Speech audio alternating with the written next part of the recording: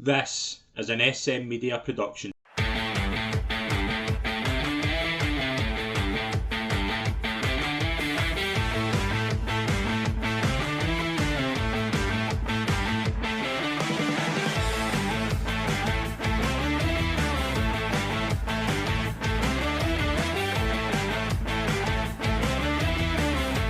Hello, folks, and welcome to the latest episode of the Rangers Assessment, your exclusive SM Media Rangers podcast. I am Scott McPike. It is always a pleasure to be your host.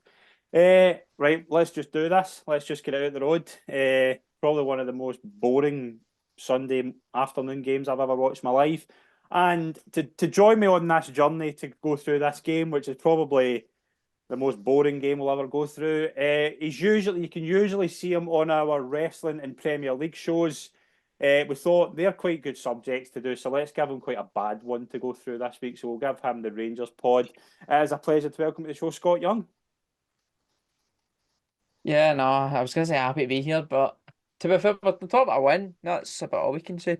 But no, I thought, wrestling's fun at the moment. Premier League's great. 2 now, pushing for the league. Let's talk about Rangers being bang average. What a time to be alive this is.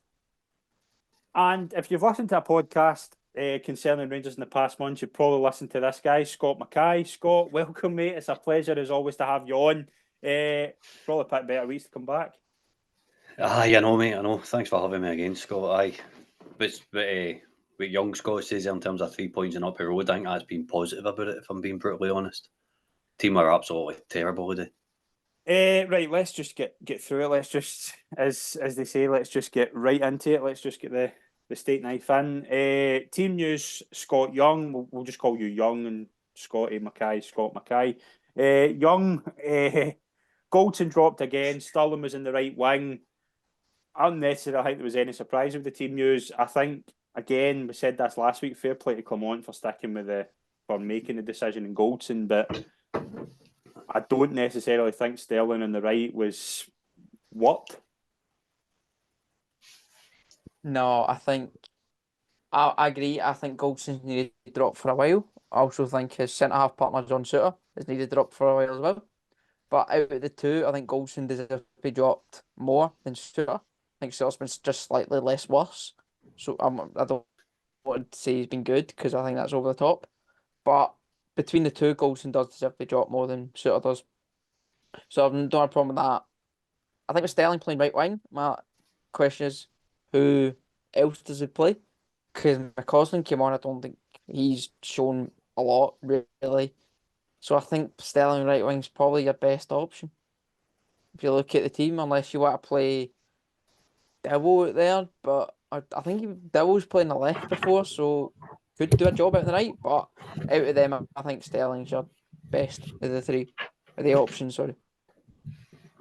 Scott Mackay. In terms of like where Rangers are at right now, right, there is obviously injury issues. Like Sima comes back in, he's back out again. Matondo's it back out again. Like Scott Young's right. There's no many options there, but again, it just highlights this problem that what does Clement do? Because Roof's there, Lawrence is there, Dill's there, but they're no wide players. Like the problem of width has just been glaringly obvious from the minute the transfer window shut in the summer. There's no options, and that's no. He had tried to address it with Cortez. It's obviously not worked, but Sterling shouldn't be playing right wing. He shouldn't even have been near that position. But obviously, because of the way the injuries have worked, he's obviously had to be.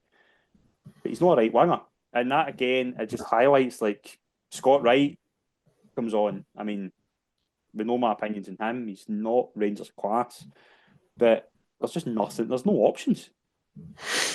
I don't know. Like, my first big point I would want to get into at some point is John Lundstrom. So Sterling needs to take his position in the middle of the park. It's glaringly obvious the midfield's unbalanced and it's not working. And it's been like that probably since, that was our first league win a day since March or something, wasn't it? It's absolutely terrible. It's absolutely terrible. Having to play Sterling at right wing, don't get me wrong, he'll give you physicality, he'll give you a bit of running. What's going on in the youth academy? How's there not somebody? How's Archie Stevens not ready to step up and come in? Because I think that's what we're needing just now, somebody to come in and play with that no fear. We need a youth product to come in. If Zach Lovelace is injury-free, he probably starts, I would imagine. It's just a shambles. We've tried to address it in January and we've been unlucky with Cortez's injury. But then that's the kind of tone of our season, and it kind of sums up the mood about the injuries and our right wing slot having to be filled by a right back. How's Sterling not even going to right back, and how's Tav not pushing up the park? Do you know what I mean? Like, after a minute, Scott Young, that was probably what I was screaming for, because again, in the words of Gary Barlow, it only takes a minute for this Rangers team to have an absolute mare at the back. Like, it's again on cue. Literally doesn't take a minute, and Jack Butland's already called into action. And at that moment, as Scott Mackay rightly says, I was thinking, get Tavernier up, because he is just not. This isn't. I would go since the Celtic game. He's been defensively shot to pieces. Now, he's not a good defender anyway, we know that. But why Sterling no right back and push Tavernier up? Like, it takes a minute to come to that decision, but it's not happening. We don't start games well. That's the last 4 games we've conceded a chance the first minute.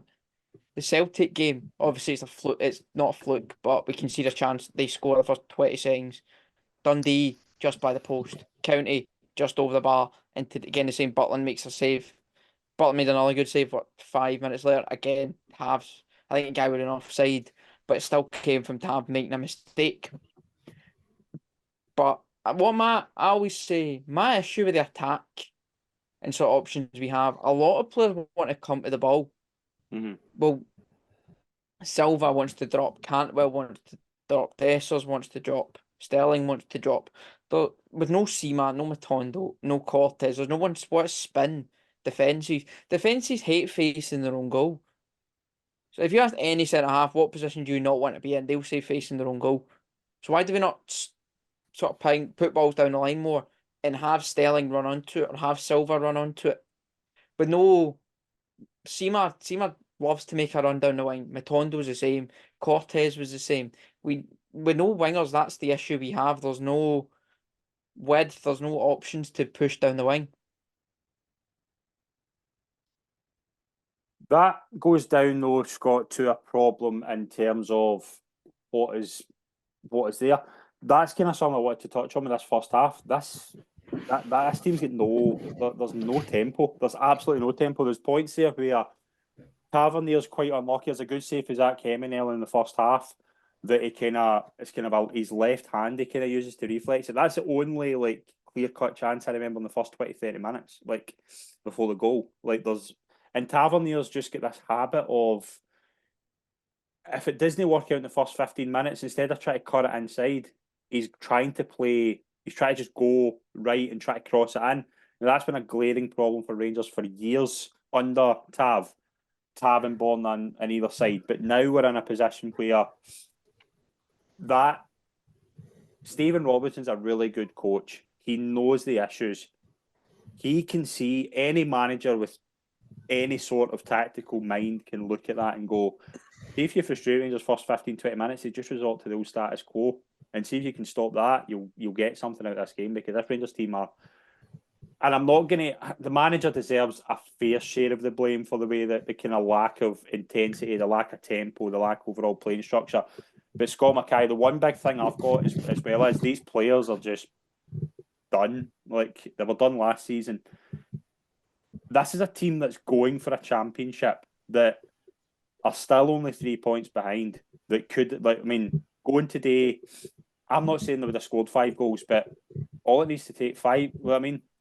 Why is this team right, let's try and get as many goals here as possible and try and cut that down? There's nothing. There's absolutely. That was kind of my thoughts. What I've said in previous pods last week was like Rangers should have been out today and looked to throw a gauntlet down and get a 3-4-0 win. And in the bag, and I've been in group chats and our boys in the chat are saying like, at St Mirren we never get a big result against St Mirren. Like, well, we never get a big result against Kilmarnock or Hearts. Well, Hearts we do actually, but if you look, that's not the last game of the season. But where is the goals actually going to come from? That's the big problem. And come on, you touched about him taking a share of blame. I'm fed up with this. Seema's out for a couple of weeks, but he might be back before the end of the season. How contradictory is that? What message is that sending out to supporters? The What supporters, else do you can know he what I say mean? though? What else can he say? Like he's, do you know what I mean? I think he's Well, probably been but good. if he's saying that he's out for a couple of weeks, then say he's going to be back for a Celtic match. That's what we're targeting, or something along them lines. Gives some sort of indication where we're squad. I really don't think Rangers in a good way just now. And luckily, I watched the other side of City. They're not in a good way either No, because they're not. they were just as bad as us at Dundee. But Scott, the problem with Celtic is that they're not playing well. And I said this, I put this in a tweet in the SM Media channel earlier. I was like, Celtic, both teams are rubbish. Mhm. Like they're Yeah. poorest I've seen both teams in a long, long time. But This is the Celtic, worst team to win a league title. Whoever wins 100%. it. I think it will be It's the the worst lowest team to win a points. I league think it title will be the in a lowest while. points tally. I'm pretty sure I've seen that. It's the lowest points tally that will win a league since 1997 or something. Now, this goes down to two things. This goes down to having that initiative that Rangers had and thrown it away completely. Like there's no hiding that. Rangers have threw away this initiative, but this is what these players do. Now we're talking about this in a win, and I don't want to come on here and be overly negative, but you can't sit and watch that and say there's positives to take. There's literally nothing. Like I know people are saying, "Oh, that's Dessa's got 20 goals," but you're thinking that Dessa should have 40. The chances he's had, and that again for every positive. Scott's mentioning there about the injuries, and I totally agree with that. But Clement can't come out and say. I mean, he's come out and said, "Oh, Yilmaz will be back for the international break." Is that a month since the international break? And he's still not like. Do you know what I mean? Right. There's clearly an overlying issue of this medical team are rubbish. We know that, but if he comes out and says he's obviously getting told certain things of like, "Oh, this player will be back for this time," and literally, and again with Seema's probably back too early because he's literally no other options. He's back. Raskin was back too early. Raskin comes straight back in for Clement's first game. Literally straight away, he pulls up injured, and I think that's probably derailed his career at Rangers a wee bit because he's not been the same since then. And this is the problem: is that when you're rushing players back, they're going to go again because there's clearly something wrong with how players are being like in terms of rehabilitation from bad injuries. So when you're rushing players back, it's only a matter of time before they go again, and it's such a long term problem. Danilo is the same. I know it's a different injury, but there's just so many issues, like in terms of fitness, and you're seeing that today when that's a really bang average starting 11, but again, it's no enough. I think the issue with injuries comes down to recruitment and the overall quality of the squad. Like if we had a good summer and we went out there and signed a lot of good players, we wouldn't need to rush people back but the fact is we started an Old Firm game with Scott Wright. Yep. Like that sums up really. Scott Wright played. 10 Scott Wright months after started 10 months after trying to get him on a plane to Turkey, literally dragging him exactly. with his hand in a plane. Like it's that bad. And he's starting the biggest game of the season and was crap first half. Then Seema comes on in the second half and was all right. Obviously, it's goal, whatever. Yeah. But Seema wasn't. If Wright was good, well, if we had a good right winger, Seema wouldn't need to be rushed back. Yep. So I think it's probably a truthful statement, but it's kind of been going. I think this whole failure of a season, because we're not winning a league title, another failure of a season, you can track it back to Michael Beale and his recruitment in the summer, and you go back longer than that and track it back to Ross Wilson, and you can go and you can track it all the way back to not backing Steven Gerrard after 55. Yep. I think the recruitment strategy at Rangers has been an embarrassment for years now. Our last good window was not even before we won the league, because before the league we didn't really sign anyone. We signed Roof, and that was about it. Itten was alright. But then and then after that we had signed Lundstrom, which was good when he plays his good 10 games a season and on a Thursday. And then after that, if you can pick the odd good signing. But we haven't had a good summer window in a while. And hopefully that'll change with Coppin in the door. It seems to, based on his January, looking at Cortez and Diamande, less so Silva, but it seems he's got a recruitment strategy in place. He wasn't only in the door. He wasn't in the door. I think he job started on New Year's Day, and he already signed 2 gems. I would really like to look ahead of them. I'd sign them both permanently as well. hopefully with 6 months in the door and putting scouts out there, putting a more focused recruitment strategy in place, that can be sorted. But the injuries can go, you can track it all the way back to the recruitment under Ross Wilson, even though Mark Allen to a lesser extent. But you can track it all back to the poor recruitment strategy we have. Scott Young makes an interesting point regarding Diomande. I think, again, I put out another thing. I think Diomande, Cortez, I think the fact is that they're obviously work in progress, but they bring something different. Like Cortez, we'd seen enough to say he's a really good ball carrier. Like that was the one thing that jumped out to me. Like he's just direct and he's a ball carrier. Diomande, I think, is going to be. I think there's going to be certain games where Diamande's not going to be excellent. Well, I think that's fairly. Yeah, I don't think it was great in the Old Firm. I don't think it was brilliant in the Benfica game. But I thought today, for example, he's just, as you said about the midfield, just been unbalanced. But take Diamande out, and it's just horrendous. Like he just, and that kind of bit of tenacity just to win that header, just to be in that position to get the first goal. That to me is enough to say, right, get a couple of gems around him and you've got something going. And just the way they kind of identified him, I don't think a lot of people are screaming out for a midfielder in January, but you're looking at him when he's in the side even last week going, yeah, that's why he's been signed. That's what's needed in that midfield. And you mentioned about Lundstrom, and we'll get into Lundstrom and Barisic. I just think Diamande's just, for me, don't think it was his greatest game of the day, but I think there's just wee gems that you can see. Diamande's a massive miss when he was out with that thumb injury. You can see we need to build a team around about him in the summer. My only concern with the January transfer window, like Scott Young says, is we brought in Diamande, Cortez and Silva, which is good. It's a good set of signings, but we also done the same with Cantwell and Raskin in the last January transfer window, and we all know what happened in the summer. So I'm a wee bit fearful that we're going to turn into a team full of cheap foreigners, just like we did under Paul Le Guen. The likes of Libor Sionko, Carol Svensson, these guys that just can't cut a mustard.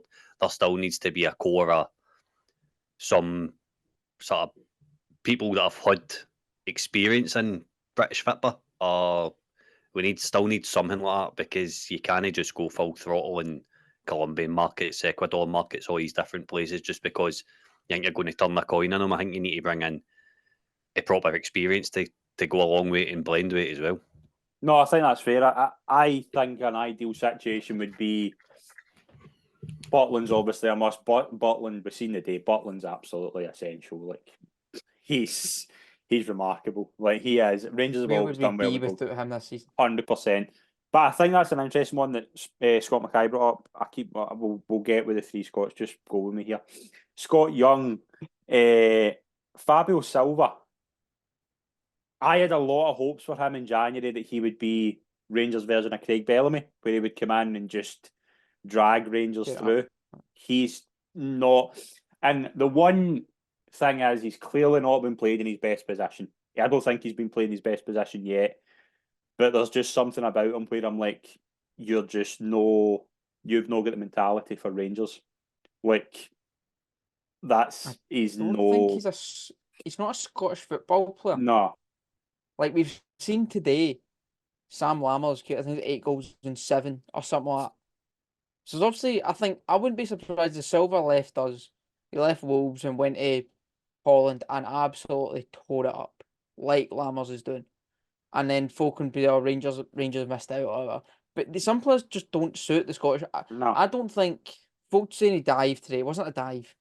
It wasn't a penalty, but it wasn't a dive. The one with Gogic, I think he blocked him and he fell down, but it wasn't a penalty and it wasn't a dive. But on Silva overall, I think we all get fooled by that Benfica away performance when he played left, and he was unbelievable. He was by far our best player that game. Yeah. And that's by far his best game.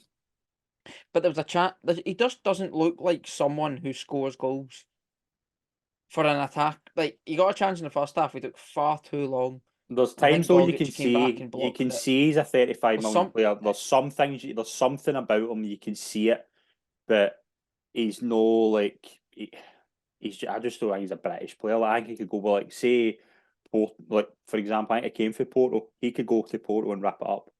Like he's that type of player. Like probably the kind of comparisons, maybe like a Cardozo, like goes back to where he was and does quite well, but he's just no get the Rangers mentality. Now, there's nothing wrong with that. That not a lot of players do, but just today I'm like, this is the game where a wee bit of genius, a wee bit of spark is just going to be. And there's times where I'm like, you've got it, but he's just no, and it's just probably more frustrating than anybody. But the one thing you can say about him is he's not played his best possession.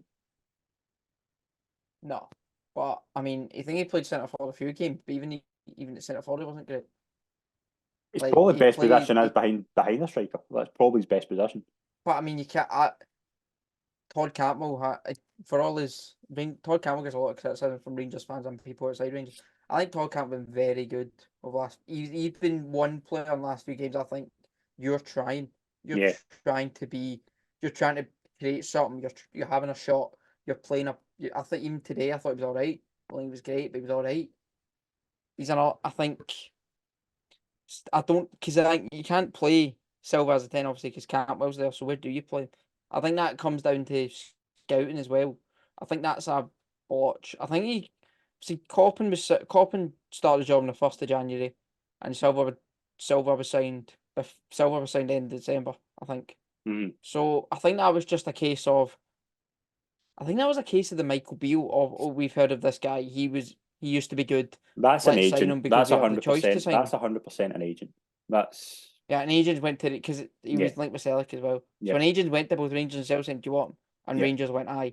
With both, apparently both teams said, "Yeah," and he chose us because we were in Europe. yeah. But I do think that's a bit naivety in the transfer market, and hopefully that's been cut out with terms of going for players who used to be good, going for players who are a big name, big price tag 3 years ago. Hopefully we do go down more the Diamande and Cortez route of gems. I also agree with what Scott said actually about we do need a core of Scottish players. Like when Walter Smith came back, his first signing was Davy Weir. His first signing, I want Scotland's first choice. I want Scotland's centre half. Went to Everton, got Davy Weir, and obviously we know what Davy Weir won all the leagues, won all the cups, played till he was 40 and was captain as well. So I do think we do need an element of that, but I would look to that. I would look at the foreign market before I look at the Scottish market. I think there's players like Connor Barron's been linked. I like to look at him. Lennon Miller's another one. Danny Armstrong. I like all these players, but I think before we look at Scotland, I would look abroad.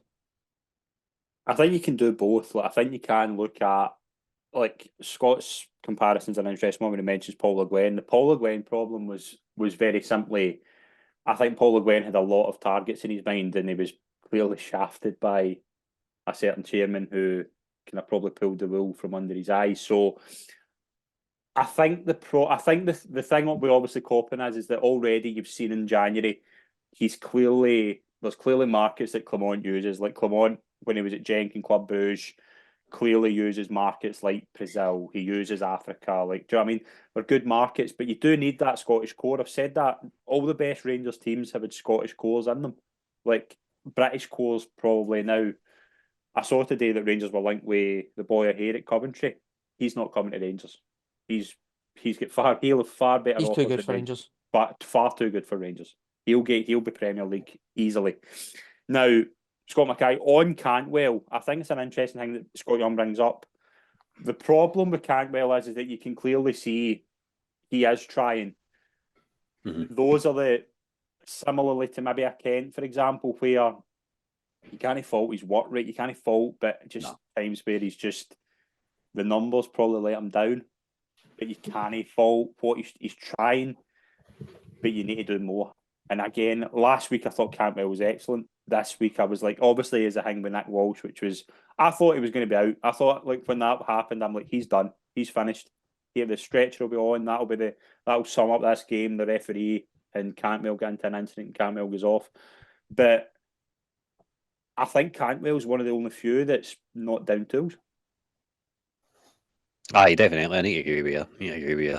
He's picking up the ball in good areas, but what I did notice about him today is he's dropping deep because, again, in midfield wasn't working. So midfield didn't get control. So does Clermont maybe just need to go with a flat midfield three to fix this problem? I think the problem's staring you in the face with Dujon Sterling, but then you're leaving a gap elsewhere in the park. So it's a really interesting one. Campbell looks as if he's got the appetite and he's trying to drive us towards the title. But he needs, again, but Scott, he needs to stop opening his mouth in the media.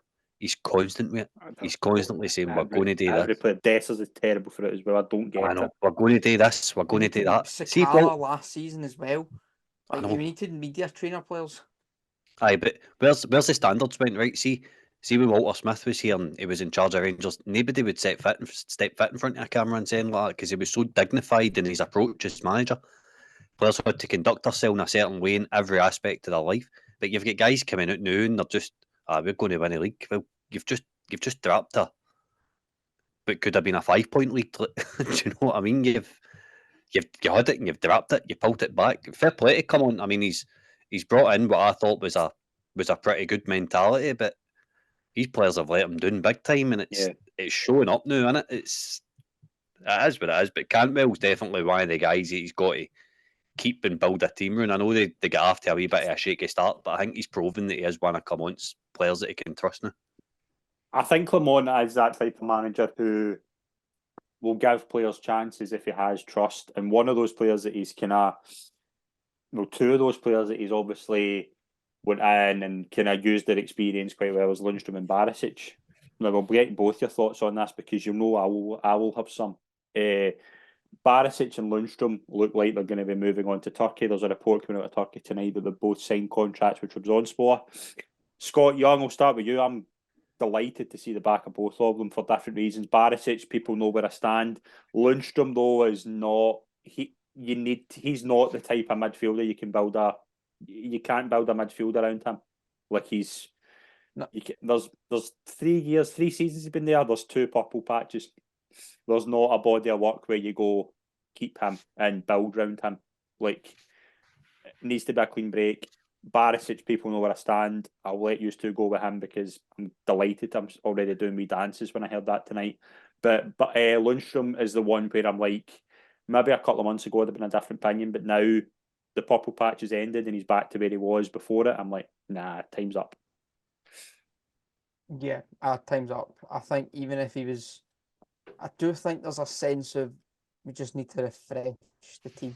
Yeah, guys like Goldson, Tav, Lundstrom, Barisic, they're here too long, almost.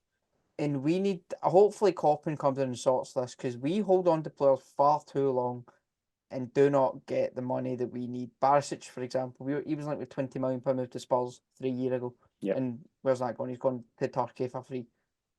Morelos, Kent, Aribo, we could have got more money for. Like, there's less so Patterson, but I think we got a decent fee for Patterson.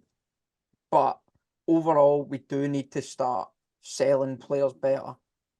And on the 2 of them leaving, yeah, I'm delighted they're both leaving. Lundstrom, to be fair to Lundstrom, I'm a lot more, I don't say sad about him leaving than I'm Barisic, because I will always look at that Leipzig game as one of the best nights. Was the best night I've ever had as a Rangers fan, is that Leipzig night. And that was John Lundstrom's winner that got us that. So I always have that sort of thing. But the last 2 years, aside for 3 months, he's been pretty bad. Like, I remember the clip that went about against St Johnstone in one of Gio's last games, where he's run out of part with the ball, loses it, and just stops. Mm-hmm. And that's when St Johnstone score. A lot of folk looked at that and thought that's time to go. And I was kind of like that as well. Obviously, Katie, when Beale came in, he done all right. And now he's doing all right. We done all right a few months ago, but yeah, he just needs to go. And I think he would do all right in Turkey. And I think Barisic would be great in Turkey, actually. Yeah, but I'm just glad to see the back of 2 of them. And hopefully Tav and Goldson are next. Scott Mackay, the one, like, as I say, Barisic, I think Borna Barisic has been there too long. Like, I don't think Borna Barisic is a terrible football player. I just think he's got such a black mark against him for that game at Parkhead with me in particular. And it's probably the same with a lot of Rangers fans. Lundstrom Clermont clearly got a tune out of Lundstrom when he came in. There's no doubt about that. There was clearly an upturn when Clermont came in, and I think Clermont saw him as a player he could trust. But it was more the kind of the games, like particularly I thought Benfica at home and Celtic at home, where they're games that Callum McGregor can control really well. Like, for example, I know Callum McGregor didn't play, but Callum McGregor's that version of like what Rangers need, that type of player who can control a midfield, and Lundstrom's not that. And I think you need somebody who's got a bit more in the engine room, maybe younger as well, who can do that role. And I just think Lundstrom's not that anymore. Oh, 100%. 100%. Lundstrom's shown his true colours eventually. He's had his purple patch under the manager now. He's shown what he's really all about, what his level is. And his level probably is Turkey. See, as long as him and Borna go out the door in the summer, I don't care where they end up. They could end up at Barcelona. I don't care as long as they're not on this Rangers team next season. They're not donning that jersey. The only one I would keep out the current leadership group is probably Butland and Tav. Tav because his contribution going forward. That's it. Yeah. Goldson goes. Suter, empty jersey 8 times as well. Too error prone. He goes and all. I think Clement needs to come in and be completely ruthless with a squad. He needs to get in, needs to put his own mark on it. There will be money available, I know, but I'm hoping with like say the way Sam Lammers is playing, you might get a wee bit more than your money back for Lammers. That's his 7th goal with he in 7 games. He's flying. In terms of Lundstrom's just. I thought I watched him against the semi-final and I was like, it looks as if he's back his old self. He's kind of playing with a wee bit of freedom and stuff again. But you seen him in day. As soon as it gets pressed, he's not got a clue what to do. Yeah. And I thought Michael Beale was manager of the day, to be brutally honest with you, Scott, because that's how we were playing. It was just getting bobbed about the back four and back to keeper. And then you're putting it forward to a guy that can't win a header. That is what it is. Scott Young on that. Dessers obviously scores the winning goal, and you look at it, it's actually quite a good header. But again, you're looking at it going, his decision making is just woeful. And I don't know. Again, kind of summer at least a different thing with Dessers. Do you just try and kind of cut your losses and move on? I'm just not sure. Like again, there's good points, but there's bad points. But 20 goals. If you said at the start when he was getting a lot of flack, would he get to 20 goals? I was like, don't know if he's going to be that. But you're also looking at him going, you could have doubled that if you were just a bit better in front of goal.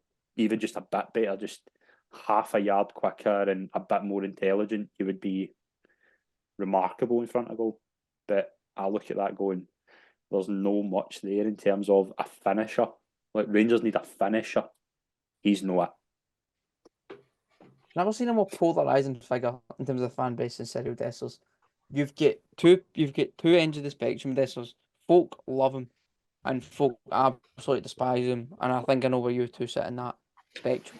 I am somewhere in the middle. There was points towards the end of last year when I thought this boy's got something. And then he had the Celtic Park game and I thought get rid of him. Mm-hmm. And then he didn't start well after the winter break. I thought he was really poor. I remember Benfica away when he was shocking. I remember Roof came on against Benfica away and Roof done more than Dessers did. Yeah. Roof done on 15 minutes and Dessers did the rest of the game. But I do think there's not a first. I do think there's a second choice centre forward in there, or a third choice centre forward there. I don't think you win a league with Cyril Dessers playing every week. No. I think I don't think we'll You're win a saying league that. with You're Cyril saying Dessers. that now because they're not going to win a league. Yeah, with exactly. him as the first choice. But I'll also say this: I don't think, based on the limited games I saw the guy, I don't think you win a league with Danilo playing every week either. I think you need a centre forward is massive in the summer. We've seen some rumours today of a centre forward coming in. I don't know much about that. If it happens, I know can't see it. But we do need a centre forward. The Shankland's book's been battered to death. I know Scott Mackay loves the idea on Shankland, and so do I really. But it's just got a bit. It's the standard answer in it. Who do you just sign Lon Shankland? Everyone's going to say that. Whether that happens or whether we get someone else in, my point is we do need a centre forward. Cyril Dessers is not the guy, but we're not going to punt Cyril Dessers because he's on a decent wage and he's 29-year-old. So I don't think we're going to sell him unless Saudi want to buy him, which I doubt. So I think we're stuck with the guy. So we need to get a use out of him. And I think that use is playing games like Livy, Ross County, games like that where you're gonna. I think everyone says Dessers needs 4 chances to get 1 goal, and if you play him against Ross County, Levy, whoever else, then he's going to get those 4 chances, and you'll get that 1 or 2 goals to rest your main centre forward. So my opinion that we're not going to sell Dessers, so I think we're stuck with the guy and get whatever we can out of him. And what I think we can get out of him is a decent second choice, third choice centre forward.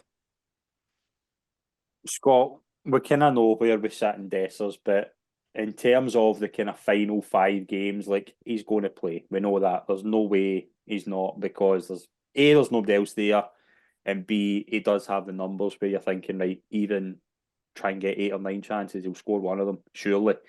But I just think there's a massive issue. I think that's the reason, like Scott pointed out there. We've seen he's the number 1 striker, and Rangers are winning games just by the skin of their teeth. Right. But that to me would be a whole lot better if you had a striker in front of the goal who could literally just take 1 or 2 more chances. Aye, 100%. Mate, we've been here before this chat about blue in the face in terms of who I want. I've got to disagree with Scott Youngberg when he's saying he doesn't think there will be interest in Dessers. I think there was interest with Vitorino and stuff. I think clubs in Italy would look at him. I think clubs in Holland would look at him.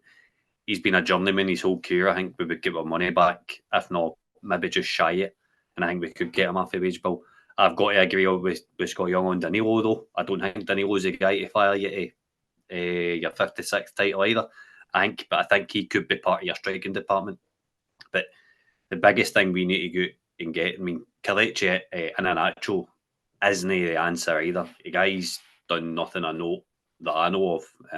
Youth product at Man City. He's went to Leicester. He's been really, really inconsistent. He's not got great numbers in the Championship this season either. So he'd just come as an Fabio Silva. Where is that coming from? The actual stuff, like, apparently Enzo Maresca came out and said it, but I don't know if that's just I don't know if it's just a nothing thing. Scott, you sent us that. He's not a goal scorer. He's not going to fire. Not the answer. He's not the answer. I think he'd get goals, but I think it's a non-subject. I don't think it's happening. I think 100%. I think an English team would look at him. I generally think an English Premier League team would look at him. I thought if you get him chances, he'll get you goals because he's not played a lot. He's in an English Premiership team now. Leicester get promoted, so. Yeah, but they all have Jamie Vardy, don't they? Jamie Vardy's going to start for Leicester next season. 22 games in the Championship this season. He scored 5 goals. Nah. Yeah, but I don't know if Ryan a lot Hardy's of them are off the bench. Championship, the worst team this season. If that's the answer, the question needs changed. Like, nah. I'm not saying it's the answer. I'm just saying there's comparisons that can be made when Iheanacho or however you say his name. Right. Let's have a look. Right.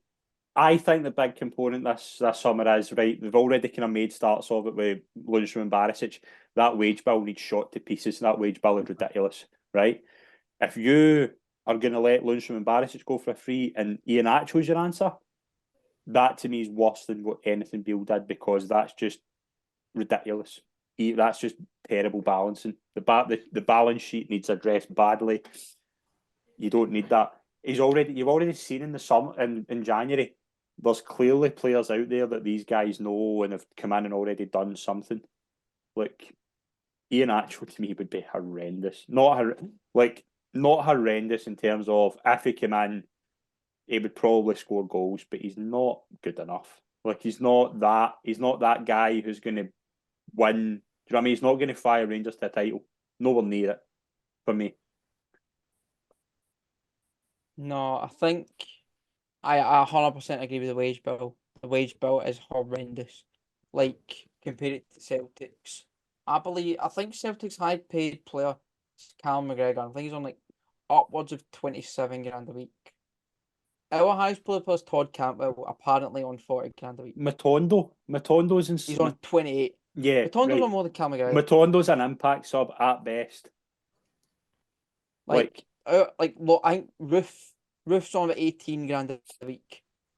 Tom Lawrence, he'll be on a big packet. But you're losing some of that. Like, Roof will go, Jack will go, Goldson, I don't know, but you're going to lose a lot of that wage bill.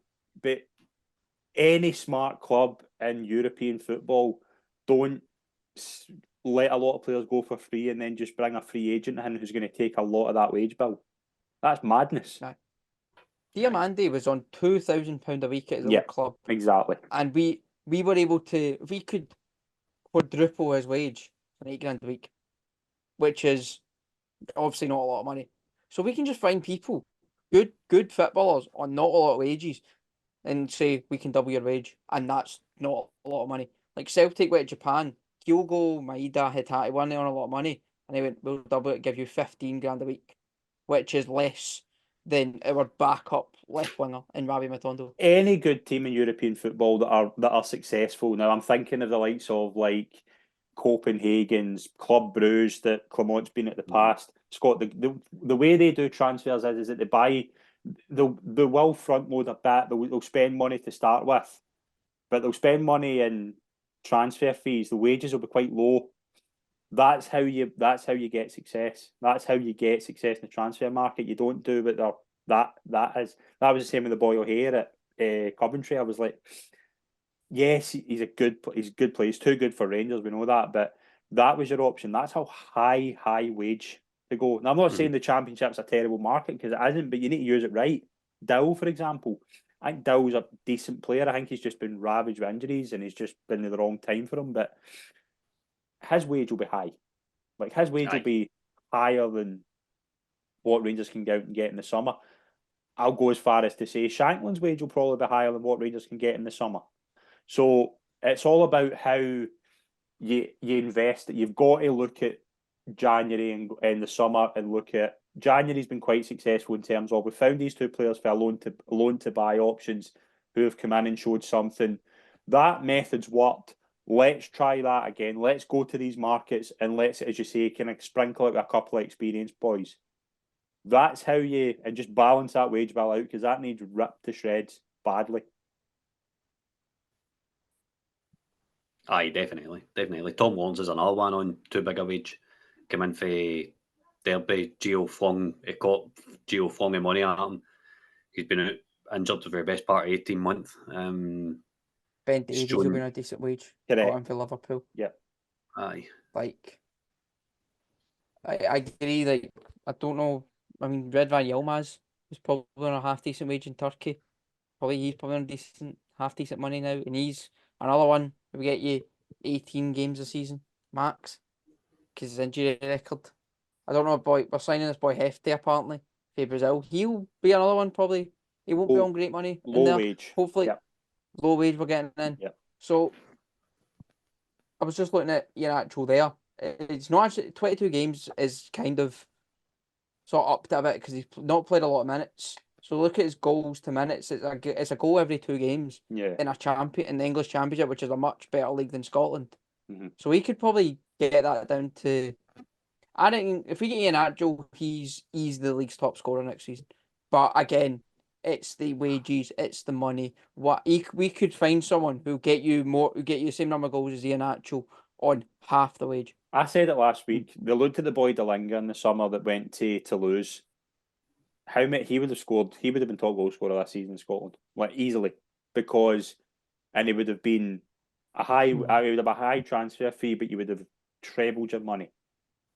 You go out and you go and find these wee gems. That's what Rangers don't do. The recruitment strategy has been, let's either get guys who are not fit, who we can get fit, or let's get these Championship guys who'll do better in Scotland. And it's not worked. Change it. Don't go and get Kelechi and Atchell just because he's available. I mean, I don't know how much he'll be on, but he'll be on ridiculous money compared to what Rangers can pay him. Like Rangers can't pay him the money that Leicester will be paying him. So that to me is bad business. It's just bad balancing. And again, that's something we'll address in the next couple of weeks. Right, before we wrap up, guys, I'll go with Scott Mackay first. Kelly on Sunday, obviously Celtic will have played first, so we'll know what Rangers are looking for in terms of target. Kilmarnock's going to be a tough finder. Obviously, they're near enough get Europe. They're a really hard side to break down. Going by today, do you look at Kilmarnock and go, that's another banana skin? No, I think it's going to be 1-0 Rangers, but we could win his last couple of matches 1-0 and we're still not going to win a league, so it's pretty pointless. I don't see where goals are going to come to like sort of grab that goal difference back, Scott. So, I'm pretty much on the fence of, even if we do win at Parkhead, we're not going to win the league. To be honest with you, I just don't think this squad's got it. So I'm going to go with a 1-0, and it'll be an OG or something, or Dessers or whatever. Scott Young, where do you stand on Kilmarnock, and where are you kind of giving up the ghost for the league? Is it salvageable at this point? Salvageable, but I don't think if this team, I don't know if this is the team to salvage it. Yeah, that's kind of Like, where I the league- stand as well. I'm like, The this league's there to isn't. win. Celtic, I watched on Celtic. Celtic only much better than us, but we're not. Even if they drop points, I don't trust us to take advantage of it. Like, how many times have we seen Celtic drop points and then we draw the next game? Like, I was at Pataudry, we drew one each. Day before, I think Celtic drew one each with Motherwell. Yeah. Like, if Celtic had beat Motherwell, we'd comfortably beat Aberdeen the next game, 100%. But we don't have the bottle to do it. I agree with Scott. We'll probably end up winning at 1-0, and then everyone's saying our title race is back on. But title race was done when Adam Ida scored in the 87th minute. The title race was done. I think the title race was done the minute the Ross County game. That second half was like, they were ahead at that point and they just completely blew it. That was my kind of magnum opus of the title race. It was like they've realised now that they're in front and they've just completely shit it. That's the best way to describe it. That's my thing. But again, probably a bit more of a depressing win. But again, it just shows you that this isn't fun. We're not talking about a team that's in tip-top form, and there's 5 games left of the season, and I'll be honest, I'm not looking forward to watching Rangers next weekend, and that's no like me. But the now is just bad. And on that note, guys, we will wrap up. To my guests this week, first of all, Scott Young, mate, it's been a pleasure. Thank you. I know, mate. Oh, pleasure to be here. Not a pleasure to talk about this Rangers team, but no. Yeah. Cheers for having us on. Pleasure. And to Scott Mackay, mate, thank you very much. It's been an absolute pleasure. All right, cheers for having me on again, Scott. Thanks very much, guys, and we'll see you all soon. Thank you.